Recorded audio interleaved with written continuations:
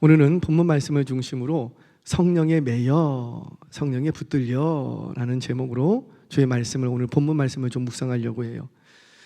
주광조 장로님이라고 계십니다. 이 주광조 장로님을 아시는 분들도 계실 거예요. 누구실까요? 주기철 목사님의 아들 막내 아들인가요? 아드님이시죠. 아드님 장로님이세요. 그분의 그 인터뷰 내용을 제가 이제 본 적이 있는데, 그 인터뷰 내용을 통해서 주기철 목사님이 어떤 삶을 사셨는지 조금 비춰졌어요. 여러분들, 주기철 목사님의 일사각오라는 드라마를 보면 그 7대, 그러니까는 1945년 광복이 일어나기 바로 직전까지 42년인가요? 43년인가요? 거기까지 총독이 있었는데, 그 마지막 총독이 미나미 총독이라고 그 7대 총독이 있습니다. 미나미 지로라는 이 총독이 기독교에 대해서 뭐라고 말을 했냐면, 기독교는 조선 통치상의 암적인 존재다, 이렇게 얘기했어요. 기독교는 뭐라고요? 암적인 존재다. 그러니까 반드시 색출해서 없애야 된다라는 거죠. 그게 7대 마지막 총독의 입에서 나왔던 말이었습니다. 이 7대 총독의 특징은 뭐냐면, 이때 우리가 잘 알고, 우리 학생들도 알고 있는 창시개명, 이때부터 시작이 됐고요. 본격적으로. 그래서 한글을 못 쓰게 만들었죠. 민족성을, 혼을 말살시킨다고 하면서, 그러면서 신사참배가 강요됐던 시기가 바로 이 7대 총독에 있었던 시기였습니다. 일제강점기 동안에 기독교는요, 정말 로마에서 박해당했던 것에 버금가는 박해를 당했어요. 수많은 순교자들을, 특히 이름도 없이 빛도 없이 오직 믿음 때문에, 예수님 때문에, 진리 때문에 순교했던 분들이 엄청나게 많이 있었어요. 그러니까 우리 기독교는요, 정말 순교의 피 위에 세워졌어요. 처음 이 땅에 선교사님이 들어오셨을 때도 피 위에 교회가 세워졌고, 일제강점기를 지나면서 그 강점기 동안에도 수많은 순교자들이 신앙을 지키고 믿음을 지켜서 그 순교자들의 피를 우리가 이어받아서 오늘 교회가 세워져 있는 거예요. 그래서 소위 뭐 극우라고 막 얘기하시는 그분들이 하는 말이 다 틀린 건 아니에요. 다 맞는 것도 아니에요.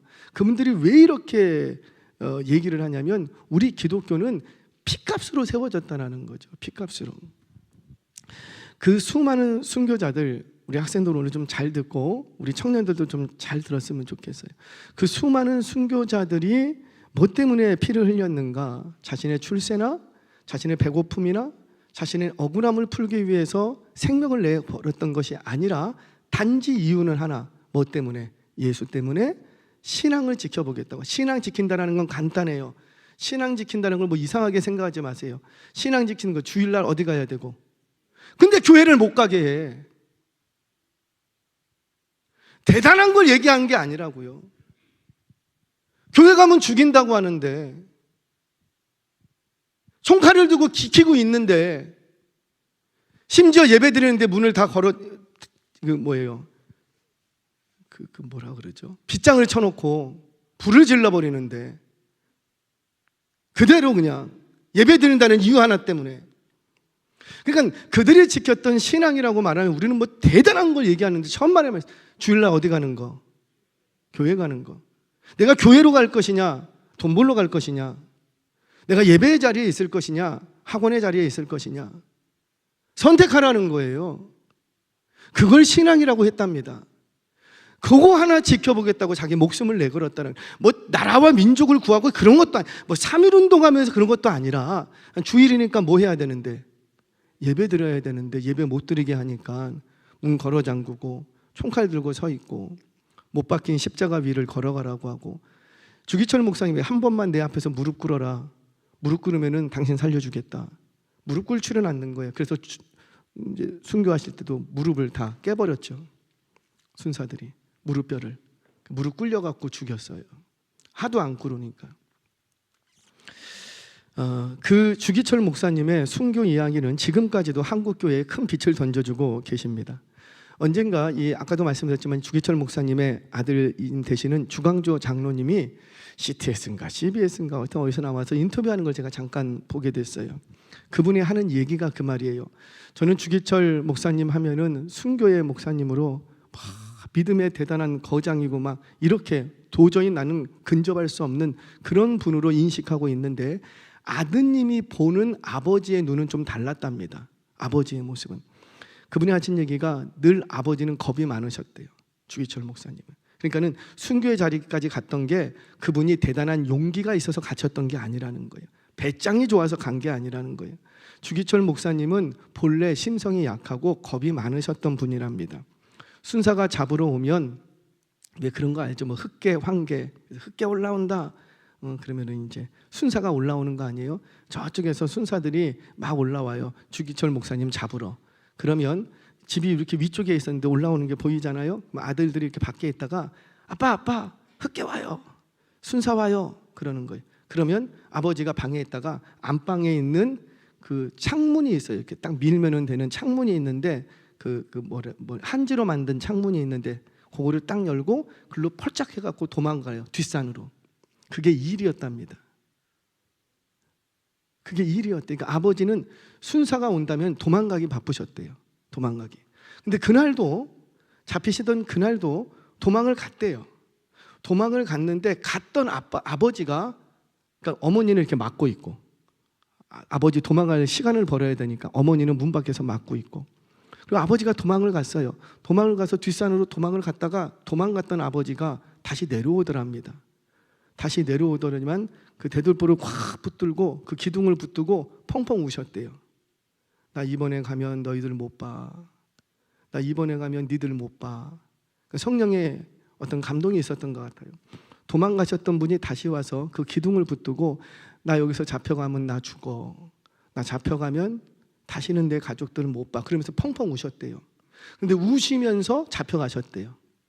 그리고는 정말로 감옥 안에서 순교를 하십니다. 여러분, 왜 목사님은 그렇게 순순히 잡혀가셨을까요? 얼마든지 도망가실 수도 있었는데 왜 그랬죠? 그분이 용기가 많아서, 겁이 없어서, 객기예요? 대단한 영웅심이에요? 그런 게 아니었대요. 뭐 때문에? 성령께서 붙으셨기 때문에. 성령께서 감동을 주시니까. 성령께서 그분을 꽉 붙드니까. 우리는 착각하는 게 성령에 충만하면 뭐 예언하고 계시하고 좋은 일들이 많아지고 우리는 그렇게만 생각해요. 나쁜 일 피해가고. 그래서 성령의 충만함을 받아야 되는데 천만의 말씀이랍니다. 오늘 성경에서 나타나는 성령에 충만한 사람들은 성령의 충만함을 볼 때 다 뭐가 있었냐면 고난과 역경을 감내하기 위해서 성령의 충만함을 받았어요. 주기철 목사님도 그날 성령의 충만함을 받고 성령에 매여서 어디로 가냐면 순사를 따라서 순순히 감옥으로 들어갑니다. 저는 종종 목사이다 보니 이 날을 염두합니다. 여러분들은 어떠세요? 나는 성도이다 보니 이런 날이 순교할 수 있는 날이 올 거라고 혹시 염두하고 계십니까? 아니면은 꽃길만 걷자 그러십니까?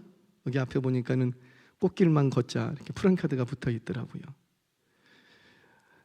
그리스도인이라면 반드시 잊지 말고 염두해야 되는 것이 우리는 꽃길을 걷는 사람들이 아니라고 했어요. 우리 그리스도인들은 반드시 우리의 끄트머리가, 아니 우리의 가는 길이 순교의 자리일 수 있다라는 것을 염두하고 살아야 된다라는 거예요. 아멘이세요? 저도 목사인지라 혹시 이 나라가 어떻게 되면 나도 순교할 수 있는 기회가 오지 않을까, 그런 상황이 벌어지지 않을까 늘 생각을 합니다. 생각을 하면 기분이 좋을까요? 나쁠까요? 생각만 하기도 싫어요. 솔직히 저는 그 순교의 자리가 내 앞에 딱 펼쳐지면 나는 과연 그 순교의 자리로 갈 수 있을까? 자, 우리 한번 확인해 보겠습니다. 우리 고진국 목사님은 순교의 자리에 간다. 손 들어보세요. 뭐 한 명도 없어. 못 간다. 못 간다. 남의 일이라고 신경도 안 쓰고. 저는 저를 압니다. 저는 못 갑니다. 솔직히 저는 못 갈 것 같아요. 치과에 가서 이 치료하는데도 힘들어서요, 하지 말라 그래요. 제가 주사 맞는 게 무서워서 그만하시라고. 왜? 체외 충격파인가? 그게 0부터 시작해서 1씩 올라가잖아요. 0에서 1을 제가 못 넘어가요. 너무 아파서. 여러분들은 어떠세요? 그래서 저는 체외 충격파 하지 말라 그래요. 그렇게 저는 저를 알아요. 여러분 그냥 혹시 모르겠어요. 총 한 방 빵 쏴서 너 죽어 그러면은 혹시 모르겠어요. 그 총을 맞으면 아픈지 안 아픈지 모르니까 혹시 모르겠어요. 그런데 손톱을 빼고 벤치로 이를 뽑고 손톱 사이에다가 바늘을 찔러 놓고 유류팔편을 해놓고 거기를 쓸고 가라 그러고, 여러분들은 과연 그렇게 가는 길이 있다면 가실 수 있으십니까? 저는 솔직히 자신 없어요. 솔직히 자신 없어요. 그런데 어쩌면 가능할지도 모른다고 생각을 합니다. 왜? 눈치는 빨라가지고 누가 함께 하시면, 그렇죠, 성령님이 함께 하시면, 성령님이 강권하시면 나의 생각과 감정을 모두 묶어버리면 순교의 자리까지도 감당하게 될 줄로 믿습니다. 저뿐만 아니라 우리 모든 성도님들이 그날이 되면 내 지식과 내 경험과 내 믿음, 내 의지, 그걸로는 절대 가지 못하지만 성령이 강권하시면, 성령이 나를 붙들어 버리면 그냥 그 길 갈 수도 있다고 믿으시기를 바랍니다. 어쩌면 이것을 우리가 믿는다면, 잘 들으셔야 돼요. 이것을 믿는다면 우리가 평소에 섬기고 나누고 희생하고 헌신하고 이렇게 하는 이유가 뭐예요? 물론 그것이 하나님이 기뻐하시고 영혼을 세우고 교회를 세우는 일이기 때문에 그렇게 해야 되지요. 그런데 어떤 면에서는 순교를 훈련하는 자리일 수 있다는 거예요. 내가 손해보는 것, 그건 뭐예요? 사실 순교하는 거죠. 작은 순교. 평소에 손해보는 연습, 때로는 물질의 손해를 봐야 되고, 때로는 내가 잘못한 게 없는데 자존심의 손해를 봐야지 되고, 또는 그렇게 손해보고 희생하다가 그 손해보고 희생하는 걸음의 마지막 정점이 뭐냐면 뭐까지 희생하고, 그렇죠, 목숨까지, 내 인생 전부를. 순교의 자리가 정점이 된다는 거지요. 평소에 손해보기를 싫어하고 뭐 하나 아까워서 나누기 싫어하면서 봉사와 헌신하기 싫어하는데 나는 순교의 자리까지 갈 수 있다? 갈 수 있을까요? 못 갈 거라고 봐요. 아니, 평소에 내 주머니도 열기 어려운데 무슨 내 생명을 내나? 앞뒤가 맞습니까? 자존심, 누가 막 내 자존심을 긁어놓으면 막 억울해갖고 우리 집에 가갖고 막 입술 팍 뜨면서 막 씩씩거리면서 잠을 못 자는데, 그런데 무슨 억울하다고 잠 못 자. 저 사람이 나를 모욕했다고, 저 사람이 나를 우습게 봤다고, 나는 그렇게 하는데 저 사람은 저렇게 했다고 막 잠을 못 자. 그런데 무슨 순교의 자리까지 가요? 죄송해요. 그 신앙 있는 모습인가요?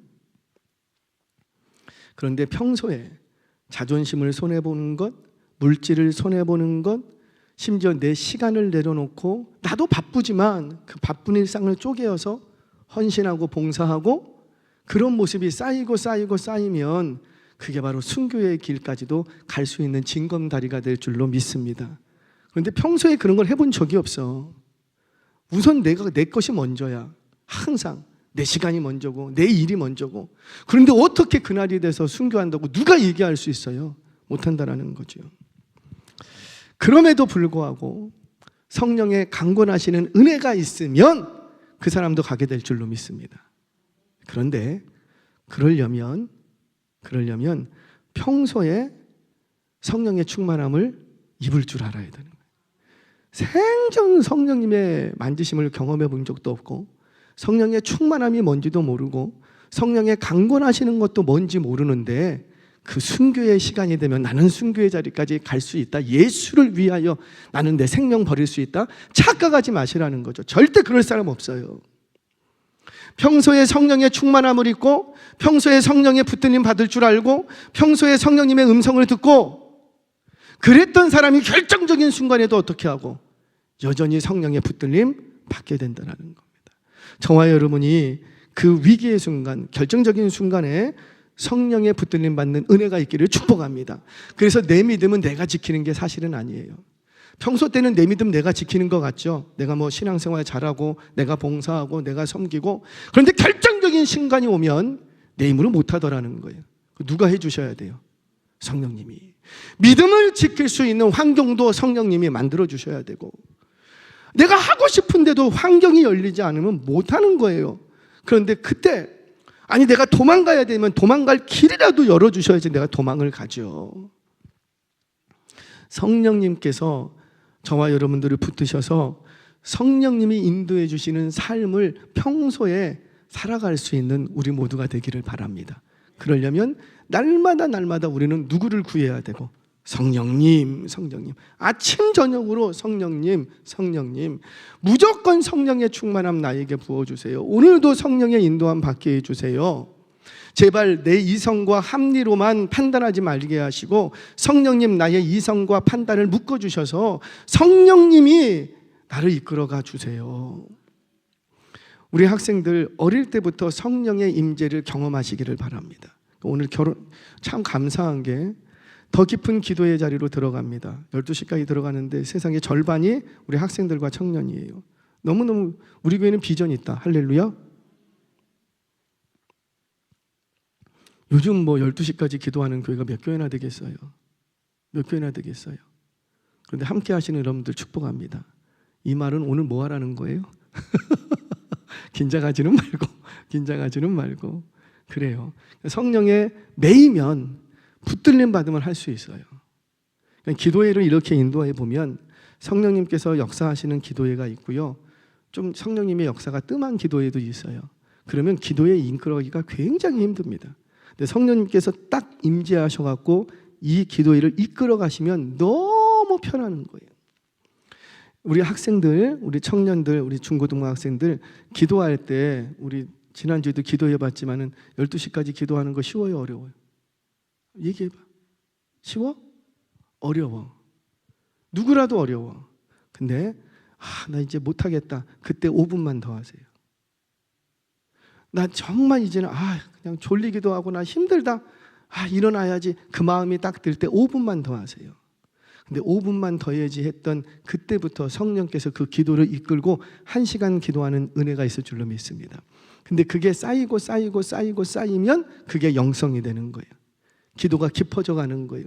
기도가 깊어져 가고 기도의 영성이 생기는 건 하루아침에 생기는 거 아니에요. 하루 한 번 성령의 충만한 바 갖고 한 4시간, 5시간 뭐 방언하면서 기도했다. 그게 영성 되시는 줄, 영성 안 돼요. 그냥 한 번 경험한 거죠. 맛만 본 거죠. 그렇게 몇 년을 해야지 그게 영성이 되는 거예요. 영성이. 저는 여러분들이 이런 기도의 영성이 있기를 바랍니다. 이런 기도의 영성이 이제 그릇처럼 받쳐지면 그곳에 성령께서 여러분들을 붙들어 주실 줄로 믿습니다. 오늘 말씀이 그 말씀이에요. 바울은 성령의 충만함을 입고 성령의 강권하심을 따라서 예루살렘으로 올라갑니다. 아니 평소에 뭐 성령의 강권하심을 못 받았는가? 그렇지 않아요. 바울은 늘 성령 안에서 사역했어요. 그런데 특별히 이번 3차 여행을 마치고 예루살렘으로 올라가는 그 길은 특별히 성령께서 더 강권적으로 바울을 휘어잡았다라는 거예요. 자, 우리 어떻게 감동하셨는가 보겠습니다. 우리 사도행전 20장 22절 24절 같이 읽겠습니다. 시작. 보라, 이제 나는 성령에 매여 예루살렘으로 가는데 거기서 무슨 일을 당할는지 알지 못하노라. 오직 성령이 각성에서 내게 증언하여 결박과 환난이 나를 기다린다 하시나 내가 달려갈 길과 주 예수께 받은 사명 곧 하나님의 은혜의 복음을 증언하는 일을 마치려 하면은 나의 생명조차 조금도 귀한 것으로 여기지 아니하노라. 아멘. 여러분, 이때만 바울이 귀한 것으로 여기지 않았나요? 이때만, 이번만큼은 내 생명을 귀한 것으로 여기지 않겠다 그랬을까요? 바울은 처음부터 평소에 이 복음을 전하는 일에, 증언하는 일을 할 때 나는 생명을 귀한 것으로 여겼다 안 여겼다? 안 여겼다. 그런 평소의 삶의 태도가 있었기 때문에 마지막 결정적인 순간에도 이런 고백을 할 수가 있었다는 거지. 그런데 이렇게 할 수 있었던 이유가 뭐라? 성령에 매여서 자기의 어떤 자기의 의식 이런 자기의 지성 이런 게 아니었다는 거죠. 성령께서 그렇게 만드셨다. 얼마나 겸손해요. 참 겸손하잖아요. 성령께서 이렇게 하셨다. 바울은 3차 전도 여행을 마치고 예루살렘으로 올라갈 때 이미 성령의 감동으로 예루살렘에 올라갈 것을 결심했어요. 처음부터. 그런데 그것이 자신의 계획이나 자신의 계산이 아니라 오로지 누구의 감동 때문이었다? 성령의 감동이었다. 그 자기가 도저히 거부할 수가 없었다라는 거지요. 그래서 단지 자기는 성령께서 강권하시니 그냥 순종하는 마음으로 이 길을 걸어간다. 이전에도 예루살렘을 올라갔던 게 한두 번이 아닌데 이번에는 뭔가 특별한 다른 감동이 있었더라는. 여러분들도 그런 적이 있을 거예요. 저는 그런 적들이 자주 있습니다. 똑같이 주일이에요. 그냥 여느 때처럼 그냥 주일이에요. 그런데 어떤 날은 전날 잠을 못 자요. 꼴딱 새는 경우들이 있어요. 그래서 오직했으면 주님 제발 잠자게 좀 해주세요 이렇게 기도할 때도 있어요.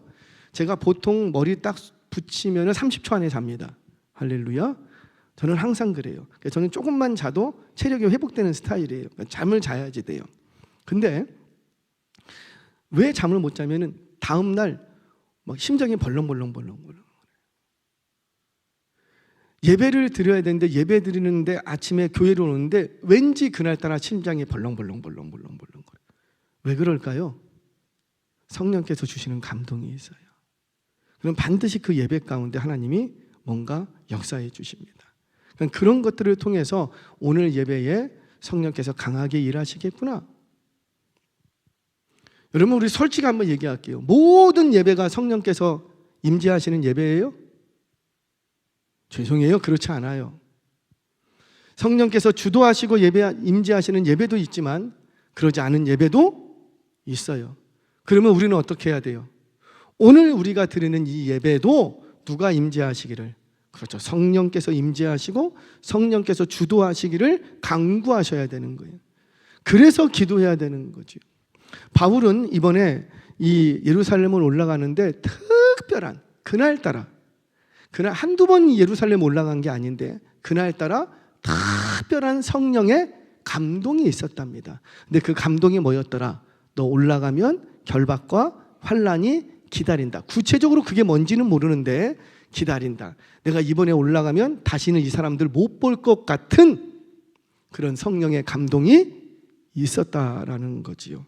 자, 이렇게 올라가는 길에 두 번이나 지인들이 막아서게 됩니다. 우리 4절 말씀 같이 한번 읽겠습니다. 4절 시작. 제자들을 찾아 거기서 이래를 머물더니 그 제자들이 성령의 감동으로 바울더러 예루살렘에 들어가지 말라 하더라. 자, 지금 이 제자들도 바울의 길을 가로막는데 이 제자들도 누구의 감동으로? 그래. 자, 바울에게 임했던 성령님은 성령의 감동으로 올라가라고 하고 이 제자들에게 임한 성령의 감동으로는 바울더러 예루살렘에 올라가지 말라고 하고, 어떤 감동이 진짜 감동이에요? 둘 다 성령의 감동이에요. 둘 다. 자, 제자들이 성령의 감동으로 올라가지 말라고 했던 것은 성령이 주시는 감동은 뭐였는데 결박과 환난이 기다린다. 그것만 감동을 준 거예요. 그런데 이 감동을 제자들도 받았어. 제자들이 받고 나니까 바울을 너무 사랑해.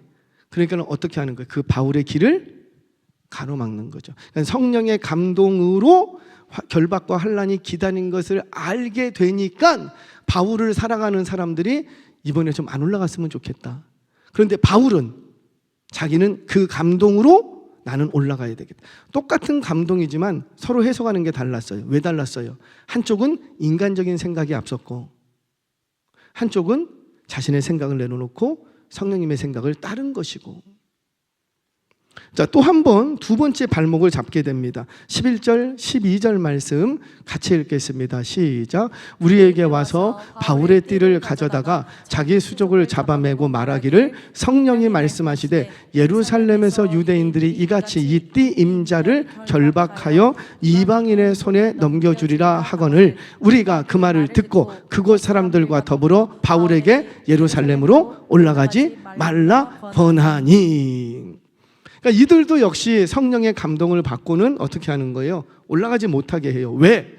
성령의 감동은 올라가라 올라가지 말라 그게 아니라 올라가면 뭐가 있다? 결박과 환난이 기다리고 있다. 올라가면 바울로 다시는 친구들 못 본다. 친구들 너 바울 못 본다. 이게 성령의 감동이었고 이 감동을 받은 사람 입장에서는 어떻게 해요? 이 바울이 너무 사랑스럽거든. 너무 귀하거든. 그러니까 그 길을 가지 못하게 하는 거. 성령의 감동이 있을 때 잘 선택하셔야 돼요. 내가 인간적인 생각으로 이것을 해석할 것인가? 아니면 성령의 생각으로 이것을 해석할 것인가? 똑같은 감정이라고요. 감동이라고요. 제가 직장 생활을 하다가 이제 목회자의 길을 가겠다고 이제 어머니한테 얘기했어요. 어머니, 제가 세상 일 이제 그만하고 아무래도 저는 주의 길을 가야 될 것 같습니다. 그렇게 했더니 저희 어머니가 뭘 하셨을까요? 오메 어찌했을까 펑펑 우시는 거예요. 뭐 사람 죽으러 가는 것도 아닌데 펑펑 우는 거예요. 막 얼굴이 막 새벽 예배도 못하는 것이 새벽 예배를 드린다고 막. 아니 목회자 가는 길인데 왜 울어? 왜 울어? 어머니가 막 펑펑 우는 거예요. 그러니까 제 마음도 어때요? 편하지가 않아. 그런데 전라도 광주에 있는 저희 이모 할머님하고 이제 그 식구들이 그 얘기를 들었어요. 그 얘기를 우리 야곱이가 이제 신학교를 간댄다. 그 얘기가 전라도 광주까지 들어갔어요. 그랬더니 전라도 광주에서 고속버스 타고 바로 올라왔어요. 그리고 저를 끌어안고 이모 할머니가 하는 얘기가 이제 되었다. 엄청 기뻐하는 거예요. 한쪽에서는 뭐 거의 그냥 사람 죽었어. 못 갈 길 못할 짓 하는 것처럼 못 갈 길 가는 것처럼 막 펑펑 울고. 근데 한쪽에서는 이제 됐다고. 너를 위해서 네 누나 형들이 7년 동안 새벽 기도했어야. 저는 그때 알았어요. 저를 위해서 일가 친척들이 7년을 작정하고 새벽 기도하고 있었대요. 뭐 목회자가 되게 해달라고 새벽 기도한 건 아닌데 예수 잘 믿게 해달라고. 제가 한참 먹고 살기가 힘드니까 돈 벌러 막 다니고 있을 때 그때 빨리 정신 차리고 신앙생활 잘하게 해달라고. 저를 위해서 일가 친척들이 7년을 새벽 기도를 했대요. 그러니 제가 이제 세상 일 그만하고 주의 일 가겠습니다. 그 소식이 거기에 들리니까 그분들은 어때요? 이제 족쇄가 풀린 거지. 이제 더 이상 새벽 기도 할 필요 있어요? 없어요? 없어. 그러니까 올라와고 이제 되었다. 너무 기뻐하는 거예요. 자, 똑같은 감동인데도 한쪽은 억울해하고 한쪽은 기뻐하고. 뭐 저희 어머니가 신앙이 없는가? 그렇지 않아요. 저 어머니도 신앙이 있고 기도하시는 분이에요. 그럼에도 불구하고 어때요? 엄마의 마음이 있잖아요. 엄마의 마음이. 이분들은 그래도 핏줄은 아니니까 건너뛰니까 하나님 나라의 일을 보는 거고 이쪽은 하나님의 나라의 일도 보지만 속으로 낳은 자식이니 얼마나 마음이 좀 짠하시겠어요. 충분히 이해합니다. 사랑하는 여러분, 저와 여러분들도 어떤 순간에도 성령의 감동하심을 성령의 생각으로 읽어내시기를 바랍니다. 그러면 하나님께서 인도해 가시는 거예요. 자, 예루살렘으로 올라가는 그 길, 실제로 이 바울에게는 결박당하는 일이 발생을 하죠. 그래서 결박에 당해서 로마로 이송을 가게 됩니다. 그런데 이 모든 상황의 시작이 다 어디서부터 시작됐냐면 성령의 매여서부터 시작됐다는 거예요. 자, 성령에 매였다라는 말은 바울의 내면적 상태를 얘기합니다. 뭐 성령에 매였다고 해서 무슨 족쇄가 우리한테 뭐 묶이는 건 아니잖아요. 그러니까 성령에 매였다라는 말은 바울의 내면적인 어떤 상태를 얘기합니다. 성령의 충만함으로 하나님의 뜻을 알고 나니까 자신이 순종할 수밖에 없었다, 그 얘기를 하는 거지요. 마치 저는 이 바울을 보면서 느헤미야가 생각이 났어요. 느헤미야도 어떻습니까? 수상궁의 술 맡은 관원장이에요. 자기의 몸뚱아리는 뭐 하나 부족한 게 하나도 없어요. 잘 나가는 인생이에요. 그런데 하나냐 친척이 돌아와서 예루살렘에 일어난 일들을 얘기해 줄 때 그때 마음을 주체할 수가 없는 거예요. 도무지 잠을 못 자겠는 거예요. 먹어도 먹는 것 같지 않고. 자기는 언제 한번 예루살렘에 가본 적도 없다고요. 동족들을, 예루살렘에 있는 동족들을 만나본 적도 없다고요. 그럼에도 불구하고 하나냐의 소식이, 너희 동족이, 예루살렘에 있는 동족이 형편이 지금 너무 안 좋다, 이 이야기를 딱 듣는 순간 느헤미야는 잠을 못 잤습니다. 식음을 전폐하고 금식하며 기도하기 시작합니다. 뭘 놓고? 나 예루살렘에 가야 되는데. 지금 이거 누가 하시는 거예요? 성령님. 느헤미야는요 포로 2세대 2.5세대예요 예루살렘을 가본 적, 제사 들어본 적도 없어요. 예루살렘 동족을 만나본 적도 없어요. 그럼에도 불구하고 자기 몸뚱아리는 부족한 게 하나도 없다니까요. 그럼에도 불구하고 하나냐의 소식을 통하여서 성령에 매여버리니까 그때부터 잠을 못 잡니다. 일을 못 합니다. 그리고는 오로지 마음은 다 어디가 있고, 몸뚱아리는 수상궁에 있는데 마음은 예루살렘에 가 있는 거예요. 그리고는 마음의 부담감을 어찌 감출 수가 없어. 그래서 오로지 생각하는 건 내가 예루살렘에 빨리 가야 되는데, 예루살렘에 빨리 가야 되는데. 그 영적 부담감을 가지고 그는 움직이게 됩니다. 사랑하는 여러분, 저와 여러분에게도 이런 성령의 감동이 있기를 주의 이름으로 축복합니다. 성령의 감동이 있으면 누구라도 하나님의 사명, 하나님이 주신 일들을 감당해 나갈 수가 있는 거예요. 자, 그렇다면 다 왔어요. 바울이 예루살렘으로 올라가서 자기에게 고난과 환난이 있을 것을 뻔히 알지만은 예루살렘에 올라갔던 이유가 단지 성령에 매였기 때문인가? 그건 아니었어요. 내면적으로는 성령에 매인 거고 외적인 상황도 있었습니다. 그가 왜 그렇게 결박이 있고 환난이 있는 그곳으로 왜 들어가려고 했느냐? 두 가지 이유 때문이었어요. 첫 번째는 그때가 오순절 기간이었습니다. 오순절 기간이면은 디아스포라 유대인들, 수많은 유대인들이 순례자들로 이곳에 옵니다. 그러면 이 예루살렘에 가서 수많은 그 예루살렘에 온 순례자들에게 복음을 전하면 이들이 고향으로 흩어질 텐데 어때요? 그 복음의 확산력은 어마어마했던 거지요. 어마어마. 그러니까 이때를 놓칠 수가 없는 거예요. 바울의 입장에서. 이게 외적인 상황입니다. 외적인 상황. 두 번째는 외적인 상황이 또 하나 있는데 마게도냐와 아가야로부터 예루살렘에 전달해 달라고 연보를 받아든 게 있어. 헌금을. 그러니까 바울이 그때 당시에 예루살렘은 심각한 흉년 때문에 굉장히 어려웠어요. 이 어렵다라는 소식을 이방 교회가 듣고 헌금을 했다고요. 좀 구제 헌금을 해서 바울이 왔어. 그래서 바울 편에 이것을 보내게 됩니다. 그러니까 이 헌금을 그때는 이렇게 송금하는 게 아니잖아요. 뭔가를 전달하려면 어떻게 해야 돼요? 무조건 들고 가야 되는 거예요. 그러니까 바울이 많은 헌금을 갖고 있기 때문에 이것을 자기가 오래 갖고 있으면, 그렇지 않아도 어떤 못된 인간들이 바울이 돈만 밝히는 인간이라고 막 이런 소문을 퍼뜨리고 있는데, 내가 이걸 오래 갖고 있으면은 이게 덕이 안 돼. 그러니까 빨리 이거를 처리해야지만 자기가 자유로워질 수가 있는 거예요. 그래서 결박과 환난이 기다리는 것을 성령의 감동으로 알지만 자기에게는 상황 자체가 지금 올라가야 돼요, 올라가지 않아도 돼요. 그렇죠. 올라가야 되는 거예요. 물론 그 헌금 다른 사람 편에 보낼 수도 있어요. 그러나 그의 내면을 붙들고 있는 분이 누구시라? 성령님이 붙드시니까 다른 사람 한 손에 맡길 수가 없었던 거지요. 뭘 얘기하냐면, 여러분들, 성령의 감동이 있다고 해서 무작정 시작하는 건 아니라는 거예요. 성령의 감동이 있을 때 나는 순종할 터이지만 순종할 수 있는 상황과 여건을 하나님께서 만들어 가신다라는 거죠. 느헤미야가 성령의 감동으로 예루살렘을 가보려고 그래요. 거기가 성벽을 재건하려고 합니다. 그래갖고 뭐 그냥 무작정 떠났어요? 그렇지 않았어요.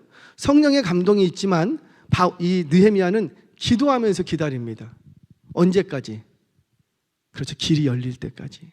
그 길은 뭐였냐면 아닥사스다 왕이 허락해 줘야지 돼. 그러니까는 바울은 이 느헤미야는 아닥사스다 왕이 올 때까지 기도하면서 기다립니다. 그리고 아닥사스다 왕이 왔을 때 아닥사스다 왕이 묻잖아요. 너 얼굴이 왜 그래? 어디 아파? 그랬더니 그때가 하나님이 기회를 열어주시는 것으로 알고 자기가 준비했던 얘기를 쫙 합니다. 그런데 아닥사스다 왕이 오케이, 너 가고 싶으면 가. 내가 뭘 도와줄까? 지금 누가 이걸 하시는 거예요? 그냥 하나님이 길을 열어 가시는 거예요. 자, 보세요. 성령께서 바울에게 느헤미야에게 먼저 감동 주셨어요. 그렇다고 넙죽넙죽 움직이지 않았다는 거죠. 그 감동 주신 것을 뭘로 확인했냐면 외적인 상황들로 확인해 가더라는 거예요.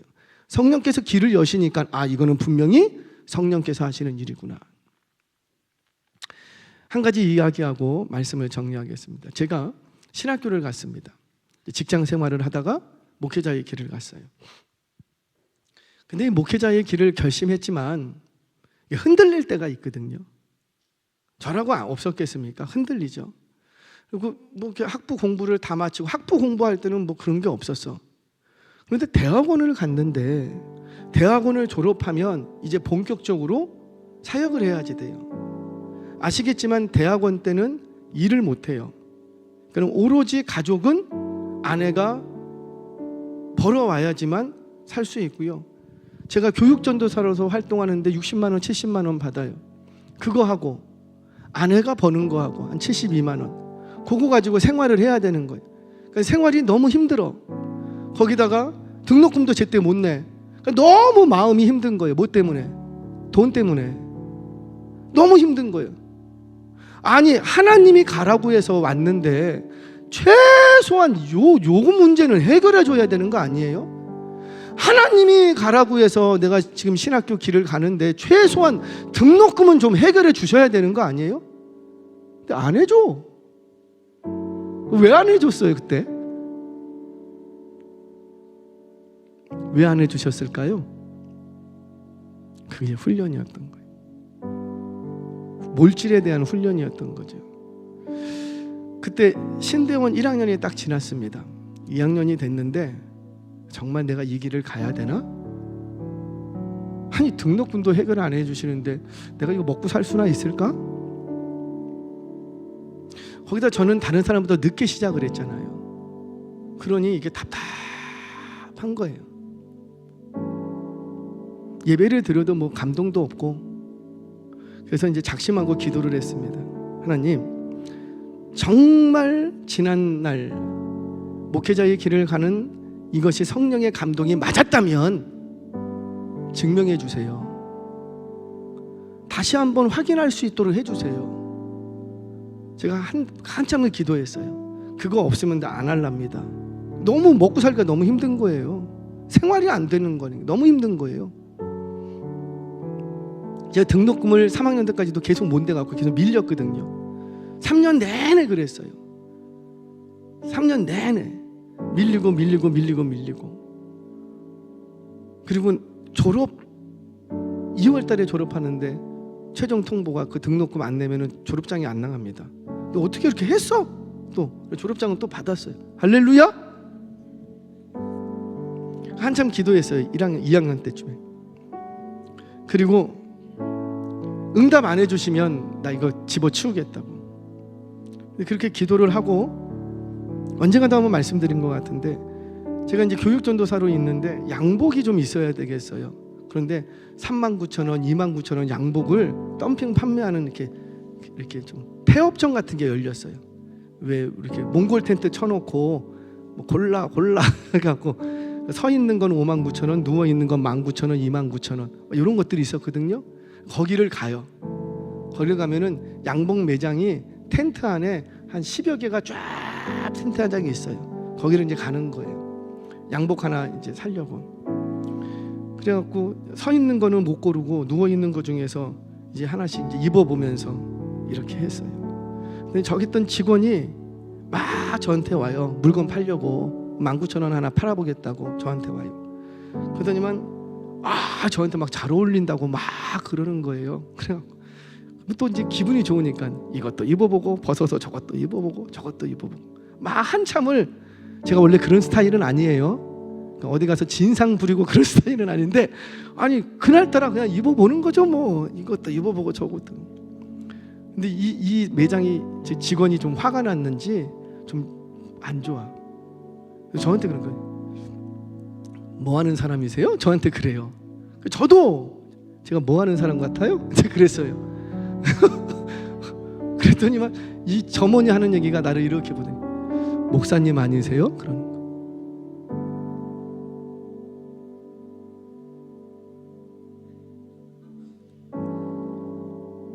아니, 내가 어딜 봐서 목사같이 생겼어. 지금 옷을 진상 부리고 있는데. 제가 거기서 펑펑 울면서 나왔어요. 못 샀어요. 펑펑 울면서 나왔어요. 왜? 그 음성이 무슨 음성이에요? 하나님의 음성이에요. 저 기도하고 있었잖아요. 내가 진짜 목사인지 확인시켜 주세요. 이 길 가야 되는지. 그러면 뭐 기도하다가 너는 내가 택하 뭐 이런 음성이 들릴 줄 알았는데 그런 음성 안 들려. 그리고는 매장에서 생전 보도 못한 처음 보는 사람이 물건 팔려고 저한테 접근해 갖고 와갖고는 목사님 아니세요? 그러는 거예요. 제가 얼마나 이 뭐예요? 심장이 덜컥 내려앉아. 그리고 옷을 놓고 펑펑 울면서 나왔어요. 근데 이제 목적이 하나 있잖아요. 여기서 양복 하나는 건져가야 돼. 그래갖고 다른 매장으로 갔어요. 눈물 닦고 다른 매장. 그래도 거기 가서는 못 사겠어. 창피해서 다른 매장 가갖고 이제 또 옷을 주섬주섬 또 입어봤어. 입어보고 거기서도 이제 진상을 부리는 거죠. 입어보고.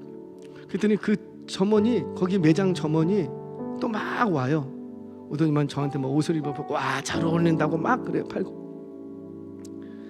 그러더니만 이분도 그러는 거예요. 저한테 뭐 하시는 분이세요? 저한테 그러는 거예요. 제가 뭐라고 그랬을까요? 뭐 하는 사람처럼 보여요? 그랬더니 이 점원이 하는 얘기가 목사님 같은데요. 제가 그때 교육전소였다. 교육전소 때 목사님 같은데요. 내가 어딜 가서 목사야. 어딜 가서 목사야. 목사님 같은데. 제가 여러분들 비밀 하나 알려드릴까요? 저는 여기 귀 뚫고 다녔어요. 지금도 있어요. 보실래요? 귀 뚫고 다니는 전도사 봤어요? 저 그러고 다녔어요. 귀 뚫고 다니고. 저 운동도 많이 했어요. 그런데 그런 나를 목사라고 얘기를 해? 이거 누가 하시는 얘기예요? 거기서도 어떻게 됐을까요? 펑펑 울었어요. 이게 누구의 음성이니까? 하나님의 음성. 여러분, 성령의 감동하심으로 우리는 순종할 자세가 있어야 됩니다. 근데 순종할 땐 그 감동이 진짜라는 걸 하나님은 또 증명해 주십니다. 저와 여러분이 이런 성령의 사람이 되기를 축복합니다. 성령에 매이면 하나님의 길을 갈 수 있습니다. 성령에 매이면 아무리 힘들고 어렵고 결박과 환난이 있어도 우리는 그 길 갈 수 있습니다. 근데 그 길을 갈 때 하나님이 나와 함께 하시고 길을 열어 가시고 너에게 준 감동이 성령의 감동이라는 것을 하나님이 알게 하시더라는 거죠. 저와 여러분, 이런 성령의 감동 있는 사람 되셔서 어디를 가든지 무슨 꿈을 꾸든지 성령에 매여서 인도함 받아가는 정말 훌륭하고 위대한 믿음의 사람들 되시길 주의 이름으로 축원합니다.